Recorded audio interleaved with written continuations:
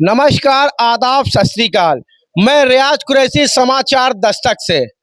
मैं इस वक्त मौजूद हूं उत्तर प्रदेश के कानपुर देहात के अमरोधा कस्बे में, जहां पर 28 तारीख की घटना, यहां पर एक ऐसी घटना हुई थी जहां पर एक पत्नी ने ही अपने पति का कत्ल कर दिया था। लेकिन वो कत्ल के लिए जब मैं यहाँ पर 28 तारीख को आया तो उस पत्नी ने बोला कि जब मैं यहाँ पर नहीं थी और जब किसी शादी में मैं वहां पर गई हुई थी, और जब मैंने उनसे जांच पड़ताल करके और पूछा कि क्या करना है, तो उन्हें ये बोला कि मैं कुछ नहीं, मेरे पड़ोस में यहाँ शादी थी और शादी होने के बाद जब मैं यहाँ तो ये पहले से यहाँ पर उन्होंने अपने आत्महत्या कर ली है। लेकिन ये आत्महत्या नहीं थी, ये थी हत्या। उसी को लेकर के मैं आ गया। ये वही घर है, आपको मैं दिखा दूं, मैं अपने कैमरामैन साथी साहब को, ये वही घर है जहां पर इस घटना को अंजाम दिया गया था।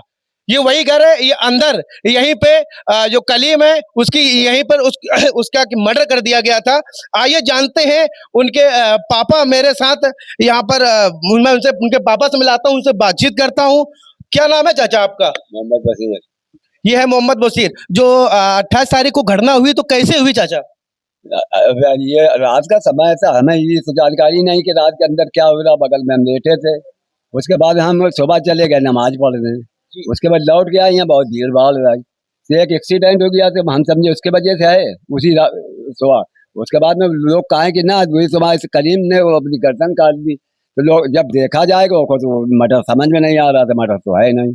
ये किसी ने इसको मारा है भाई। घटना ऐसे वैसे रहता हो तो ऐसे का उल्टा पलटा नहीं ना, गिर उछला कूदा।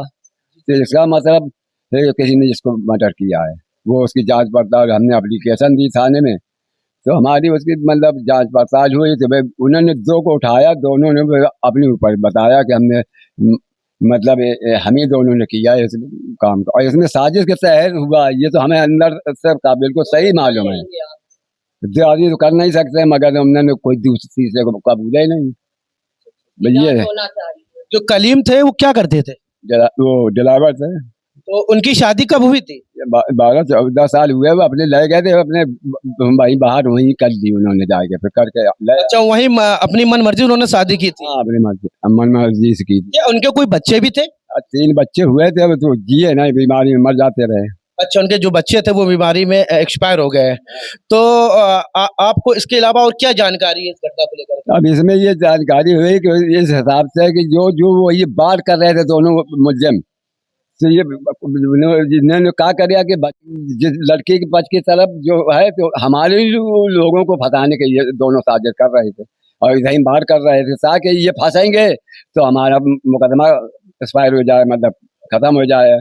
जब फंस जाए तो मजबूर हो जाएंगे, इसलिए ये लोग सब हम इधर बात करते रहे। और दूसरी साइड कोई बात नहीं, साजिश है ससुराल की तरफ से। जो भतीजा था, तो जो भतीजा कब आता था? क्या आप लोगों की निगरानी में भतीजा आता था? भाई भतीजा शुरुआत में जब हमने जो प्लाट दिया बनाया मकान तो उसके कुछ हमने कर इनकी समझी। तो हमने कहा तुम यहाँ नहीं आओगे, और आओगे तो दिन में आओगे, रात के नहीं रुकोगे। अच्छा, भतीजा रात में आता था? हाँ भाई, रात के 2-4 दिन 10 दिन हमने उसका देखा, हमने रोक लगाई तो इसने हमें रास्ते से हटा दिया। मैं बोली हमें इल्जाम लगी कि मैं एरिया बनेगा, मैं भर दिया लड़के को। किसने कहा था इल्जाम लगा देंगे आप पे? ये बहू ने बोला था। हाँ। अच्छा, क्या बोला था बहू ने? हाँ, किस बुढ़ा मेरिया जब आया वो गाली तो को भर दिया। तो जो है भर दिया तो दोनों लड़ गए। यहाँ सब काफी 10-50 जैसे आज पब्लिक ऐसे इकट्ठे हुई। तो कहते ये बुढ़ा हमें मेरिया बनाने को फिर रहा है, बुढ़ा ऐसा वैसा, हम तो जेल पहुंचा दी, फलाना कर दे। तो हम अपने खामोश हो गए, 3 साल से हम बोले नहीं, कुछ कोई मतलब नहीं रखा। ये अपना चलता रहा, ये लड़ते बिड़ते रहे, ससुराल वाले को मारन भी आए। अच्छा, इन्होंने इसके बाद यहाँ पर आप देख सकते हैं कि यहाँ पर मृतक की बहन भी मेरे साथ यहाँ पर मौजूद। मैं उनसे पूछताछ करता हूँ इस घटना को लेकर के। क्या नाम है आपका? खड़े हो जाएगा। क्या नाम है आपका? फरीदा। फरीदा। जो मृतक कलीम था आपका भाई था? जी। अच्छा, तो ये घटना के विषय में आपको क्या जानकारी है? मेरे जानकारी तो नहीं थी सब। जब यहाँ पर आए, जब उसके बयान लिए आप लोगों से, तो उसने हमने कहा कैसे ये हुई हमारे भाई की, किस तरह मिला? तो कहने लगी मुंह तक चादर हो लेते। तो हमने कहा और पूछा और चाकू आ गया से पकड़े। उसके बाद के आप लोग आ गए, तो आप लोगों से बोलती है कि तुमने कहा कि मर्डर हुआ है, कि आप बोलिए ये मर्डर है, तो बोली कि इतनी चादर ओढ़े। वहीं से मैंने पकड़ लिया। उसके बाद के कहने लगी कि उसके ये दाना था, कैंसर था, पब्लिक से बताने लगी, हमने कुछ भी नहीं था, मार डाला। अच्छा अच्छा जी अच्छा। जब ये सुबह आई, जैसे आपने बोला कि इसको चाकू से जो निशान थे आप बता रहे हैं, तो किस तरीके से वो चादर ओढ़े लेटे हुए थे, किस तरीके वही से? बता रही थी कि चादर ओढ़े तो पूरी ढकी थी।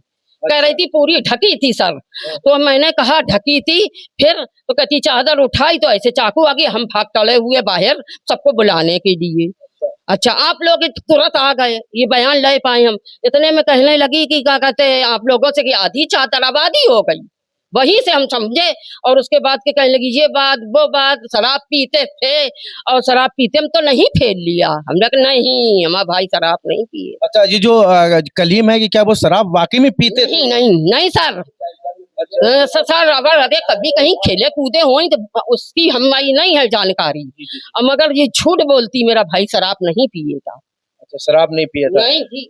तो ये जो घटना के बारे में और आप क्या कहना चाहती हैं? हम घटना के बारे में ये कहना चाहते हैं जांच होना चाहिए। तो किस तरीके से आप सरकार से प्रशासन से जांच की उम्मीद लगाती हैं? हम जांच की उम्मीद ये लगाना चाह रहे हैं कि जो इसके ससुराल के थे ये इसमें साजिश में थे और ये दो नहीं मार पाएंगे और उन्होंने साजिश में मारा है। कोई ने पकड़ा है, किसी ने कुछ किया है, उनको उठाना चाहिए, जांच होना चाहिए। तो जांच होना चाहिए। जी। जैसे कि मीडिया रिपोर्ट के मुताबिक और भी ये जो मीडिया में न्यूज़ चली है कि चांद बाबू में के जो वाइफ थी उन्होंने पैसे ले वगैरह रखे, तो किसका क्या? कुछ नहीं सर। सर कुछ नहीं। अच्छा, कोई पैसे नहीं लिए गए? नहीं, कुछ लेना देना नहीं। जब औरत बस भगा ले गया था। कौन भगा ले गया था? ये चांद बाबू, सवार चांद बाबू। अच्छा, चर्चा पूरे मोहल्ले में। अच्छा अच्छा। जी। इनकी मृतक की बहन का ये कहना है कि जो चांद बाबू है वो क्या नाम है, मृतक की पत्नी को ही भगाकर ले गया था और जो कलीम की पत्नी को भगाकर ले गया था, ये इनका कहना है मृतक की बहन का। और जहां जहां एक तरफ लोग साथ जीने और मरने की कसम खाते हैं, वहीं पर आप देख सकते हैं कि अमरौदा कस्बे में एक ऐसी घटना हो गई जहां पत्नी ने अपने प्रेमी भतीजे के संग अपने पति को मौत की घाट उतार दिया और नई नई कहानी गढ़ने लगी कि उन्होंने आत्महत्या की है। जुड़े रहिए हमारे साथ, आप देखते रहिए समाचार दस्तक।